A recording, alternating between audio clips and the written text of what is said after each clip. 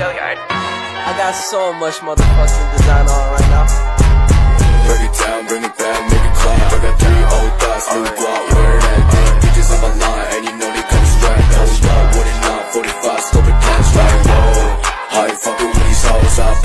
Assalamualaikum warahmatullahi wabarakatuh. Waalaikumsalam warahmatullahi wabarakatuh. Baik, sebelumnya terima kasih kepada ayu-ayu dan adik-adik yang telah menyempatkan untuk sosialisasi pada sore hari ini. Sebelumnya perkenalkan, nama saya Elizabeth Mandasari dari KKN kelompok 65 Unpas Bengkulu. Nah, di sini Ali sedikit menyampaikan materi tentang ataupun bersosialisasi tentang anak berkebutuhan khusus atau biasa disebut dengan ABK. Nah, untuk materi yang pertama adapun yaitu anak berkebutuhan khusus. Nah, kepada adik-adik atau penanya, ada yang sudah tahu apa itu anak berkebutuhan khusus? Oke. Nah, seperti yang kita ketahui bahwasanya anak berkebutuhan khusus atau ABK adalah anak yang karakteristik khusus, yang memiliki karakteristik khusus yang berbeda dengan anak-anak pada umumnya, yang mana mengalami keterbatasan atau keluarbiasaan baik fisik, mental, intelektual, sosial maupun emosionalnya.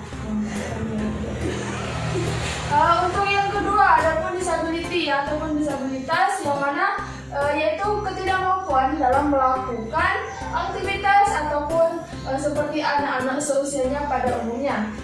Nah, di sini ABK ada pun jenis-jenis ABK, ciri-ciri ABK. Nah, di sini kita akan membahas yang pertama yaitu jenis-jenis ABK. Yang pertama yaitu disabilitas penglihatan, yang mana ada gangguan pada penglihatan pada seorang anak. Yang kedua itu ada disabilitas pendengaran, yang mana anak itu terdapat gangguan pada pendengarannya. Yang ketiga, disabilitas intelektual, dan yang keempat adapun disabilitas fisik. Dan untuk jenis selanjutnya itu ada disabilitas sosial dan juga jenis-jenis ABK yang termasuk lagi yaitu anak dengan kesulitan belajar khusus. Ada juga anak dengan potensi kecerdasan atau bakat istimewa, adalah anak yang memiliki kecerdasan atau unggul dalam bidang-bidang khusus. Nah, dan di dalam ABK ini juga terdapat ciri-ciri ataupun ciri-ciri dari anak berkebutuhan khusus. Yang pertama yaitu ditandai dengan tidak bisa duduk diam di kelas, itu biasanya dalam proses pembelajaran, kesulitan belajar dan juga suka mondar-mandir. Terus ada juga anak yang di dalam lingkungan kelas ataupun dalam proses pembelajaran itu mereka ada yang diam, ada juga yang tidak bisa diam ataupun terus berbicara. Nah, adapun aspek penting yang perlu kita harus perhatikan seperti kita seandainya suatu hari nanti menjadi orang tua ataupun menjadi seorang yang menangani anak ABK ataupun disabilitas. Nah, di sini kita sebagai orang tua ataupun orang-orang terdekat bisa, yang pertama yaitu kita harus memperhatikan perkembangan fisik, yang mana mencakup motorik atau motorik halus dan kasar. Nah, yang kedua kita harus memperhatikan bahasa baik reseptif ataupun ekspresif. Yang ketiga itu ada kognisi, yang mana kognisi itu adalah pendekatan pembelajarnya. Jadi kita sini juga harus ikut serta dalam membimbing anak ABK jika ada di sekeliling kita ataupun keluarga ataupun masyarakat yang ada di sekeliling kita. Dan yang keempat itu ada peran membaca dan menulis. Yang kelima adalah menghitung dasar. Yang keenam sosial, dan yang ketujuh itu emosi. Nah, itu untuk selanjutnya adapun model pendidikan anak ABK, yang mana perlu kita ketahui bahwasanya anak ABK ini harus didampingi ataupun harus diikutsertakan oleh orang terdekatnya. Karena kenapa? Anak ABK ini harus selalu dipantau ataupun dididik dengan khusus. Seperti model pendidikan ABK anak berkebutuhan khusus, salah satunya sebagai contoh yaitu kita melakukan homeschooling, yang mana homeschooling ini biasanya tergantung dengan orang terdekat ataupun kedua orang tuanya, yang mana homeschooling ini merupakan jalur pendidikan keluarga ataupun informal yang dilakukan di rumah dengan pengarahan ataupun diarahkan oleh orang tua. Nah, di sini ada yang ingin ditanyakan? Tidak.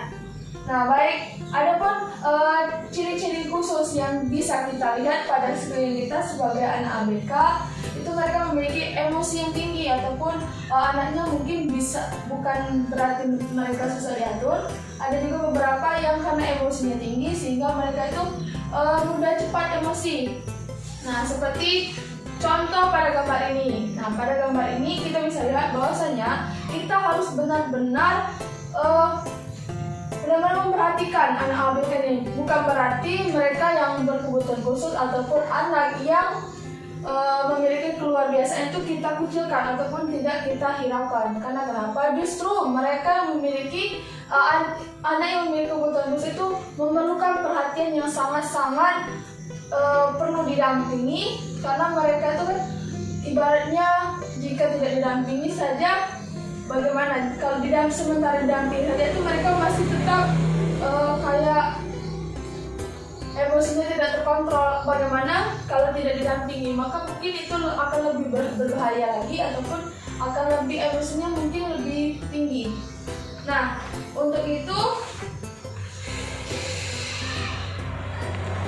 peran orang tua ataupun orang-orang di sekitar itu merupakan hal yang wajib ataupun suatu hal yang berpengaruh baik bagi anak ABK ataupun anak-anak normal pada umumnya. Mungkin itu saja penyampaian materi untuk hari ini kepada Ayu ataupun adik-adik sekalian. Sudah paham mengenai ABK? Baik, mungkin itu saja yang dapat saya sampaikan untuk kesempatan beberapa menit ini, karena mengingat waktu dan juga adik-adik memiliki kegiatan lainnya. Mungkin cukup sekian penyampaian sosialisasi mengenai anak berkebutuhan khusus atau ABK. Dan perlu kita ketahui bahwasanya kita harus sama-sama mendidik ataupun melindungi mereka yang memiliki kebutuhan khusus ataupun memiliki keluarbiasaan yang ada di sekitar kita. Baik, mungkin ini saja saya akhiri. Wabillahi taufiq wal hidayah. Wassalamualaikum warahmatullahi wabarakatuh.